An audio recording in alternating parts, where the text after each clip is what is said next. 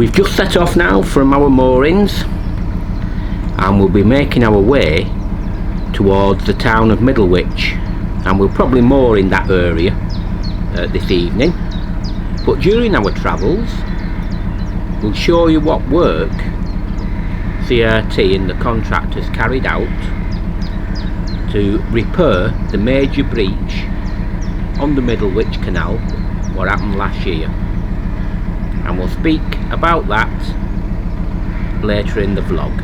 But for now, please join us on our journey and it should be very, very relaxing.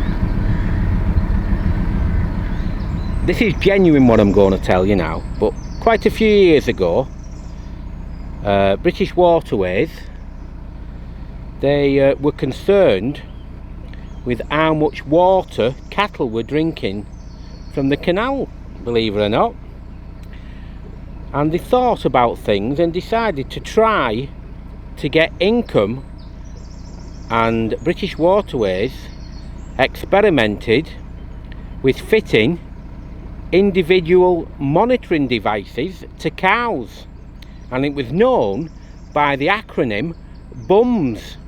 Yep, BUMS, B-U-M-S, short for Bovine Utilisation Monitoring Systems. You couldn't make it up, could you?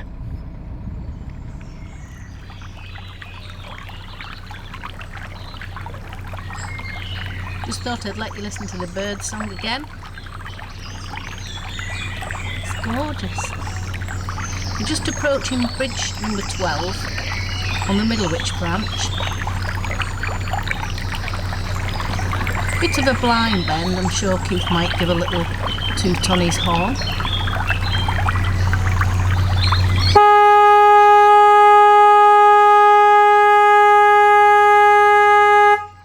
There it was.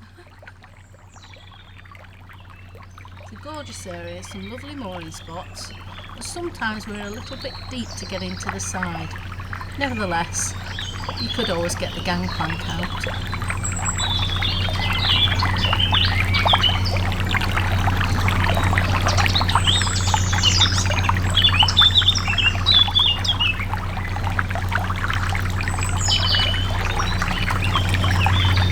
So that was one long blast on the hooter. If you know what 2 blasts on the hooter means, let us know.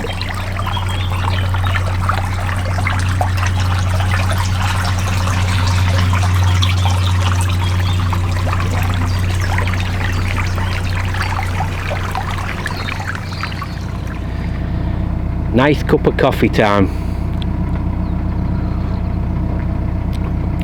Lovely. I was just going to tell you a quick one of my little historical stories, which some of you like listening to. Now, the Middlewich branch of the Shropshire Union, well, it actually wasn't called a branch of the Shropshire Union when it was first built. I'll try to explain as best I can.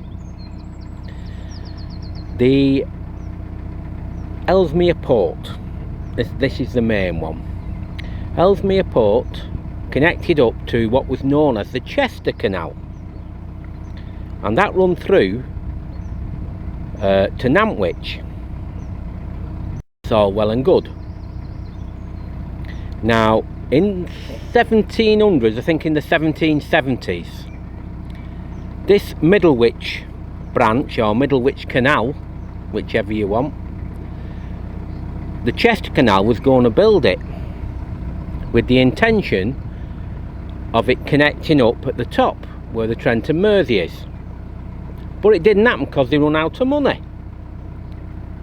But eventually, in 1833, this canal was built, and it was heavily used because what happened at the other end was the Liverpool to Birmingham Canal, or the Birmingham to Liverpool Canal, was built, which was narrow gauge and is now commonly known as the Shropshire Union. And the same goes for the Chester Canal. That all became one piece. Now when we get to the top, you will see something else very unique, nothing like it in the country, in the world. But this canal, it was very, at first particularly, very expensive to use because of what happens further up. And I'll talk a little bit about that when we get there. But we find it interesting, and I hope you do as well.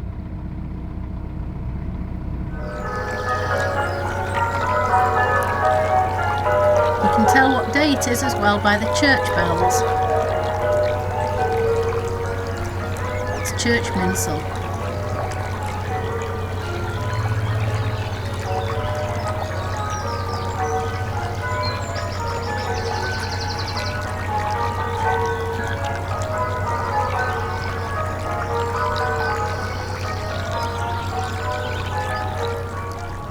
Perfect day this, isn't it? Oh, it's gorgeous.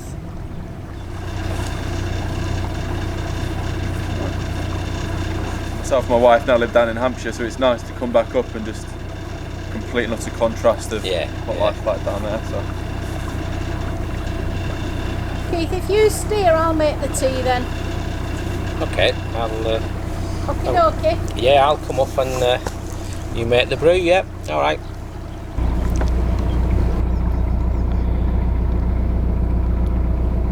This is a charming little property here, isn't it? Yeah, it certainly is. Certainly is very nice. It's obviously some sort of converted stable, I think, isn't it, on the canal like side? It, yeah. Yeah, very nice indeed.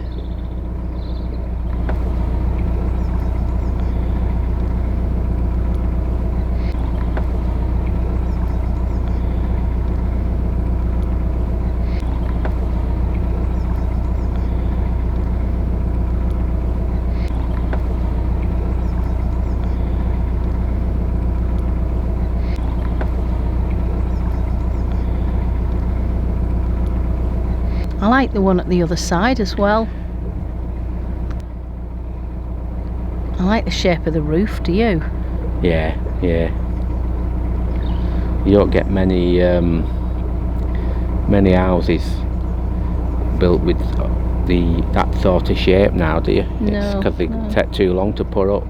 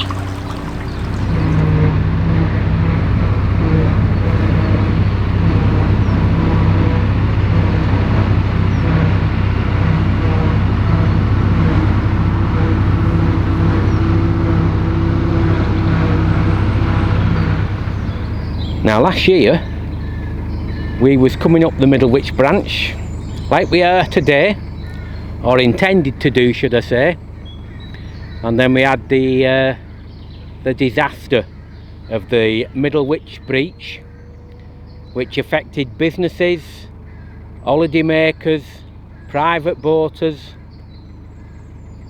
This canal was shut for best part of a year, and the stretch what we're going to do now, starting with the lock, is where everything happened. And lucky enough, as you will see, I have footage from all that from last year when there was all that, where the breach was you know, had happened, and we came up to have a look and to see all the how bad it really was. So you'll have a bit of a story now in the next little bit, and you'll be able to see where the repairs were done, and I can tell you how things developed. Well, that's in a few minutes when we get to the lock.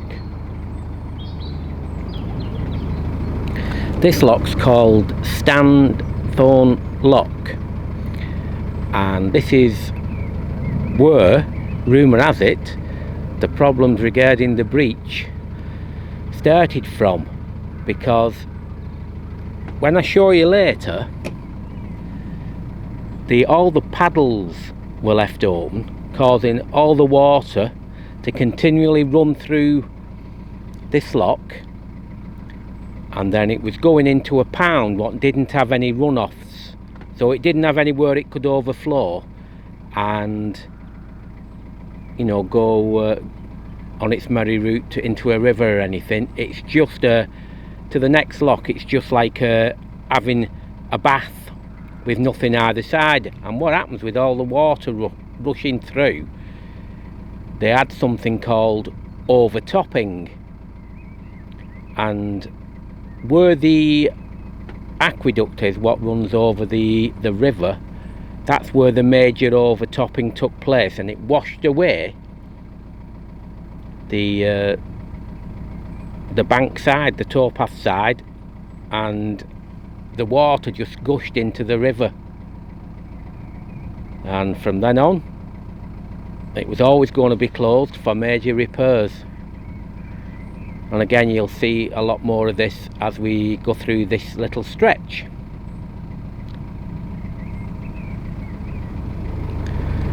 Now this stretch, what looks like new concrete, this is where the breach occurred. And in the picture I've shown you, the video when we came up, that boat you can see, that nearly got washed down and away, but luckily it didn't. And it was lucky when you look how close it was to the actual breach. But it's the left hand side as we're going along now where it occurred, and you could imagine, you know, once the overtopping started, it was always going to be a major issue, and it just kept washing away and getting bigger and bigger. And this has been a truly major repair. They've put mooring rings on here now as well. I wonder if anybody wants to moor here. But that was certainly affected many people, like I've said, and we're just glad to be back going this way. But it looks a good job done, that.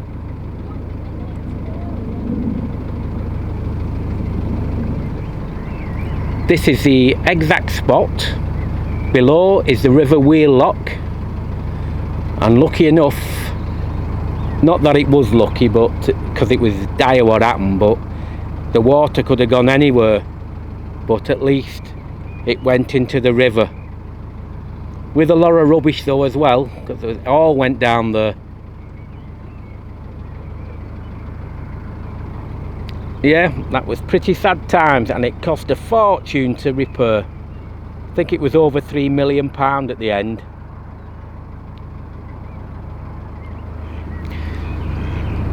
Now in that video where you see us stood behind some railings, this is where, just as we're coming up now where you see this fence, this is where it was cordoned off completely, and this was all drained, what we're currently in at the moment. And I filmed from that spot where that fence is, and I filmed downwards to see all the damage. So you've had a full insight there into a truly major breach.